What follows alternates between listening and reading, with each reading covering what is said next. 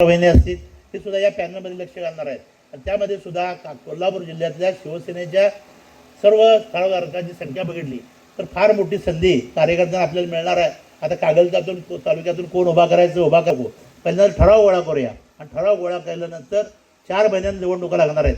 त्या काळामध्ये ही चर्चा करूया. निश्चितपणानं गोकुळ ही सगळ्यांची आपली मातृसंस्था आहे. ही संस्था टिकली पाहिजे. या संस्थेमध्ये वादविवाद झाले नसले पाहिजे.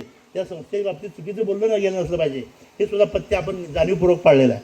आणि मग जो काय तमाशा जे हा आमचा हा आमचा विचार आहे, या दृष्टीनं गोकुळ चांगलं चाललं पाहिजे. गोकुळच्या निमित्तानं गावागावातील दूध संस्था सक्षम होऊन गावागावातल्या दूध उत्पादकांना सुद्धा चांगल्या पद्धतीनं दूध दर मिळाला पाहिजे, न्याय मिळाला पाहिजे.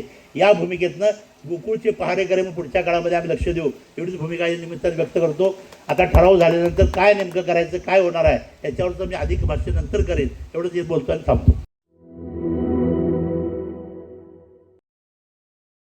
सर्किट बेंच झालं, आता IT पार्क होणार. आपलं कोल्हापूर आता मेट्रो सिटी होणार. कोल्हापूर पासून हाकेच्या अंतरावर वडणगेमध्ये बुक करा सर्व सोयींनी युक्त प्लॉट आता फक्त 7 ते 9 लाखात. आजची गुंतवणूक हे उद्याचा मोठा फायदा असेल. बुकिंग साठी संपर्क गोमटेश डेव्हलपर्स 940453 9293 आणि 989082 9293.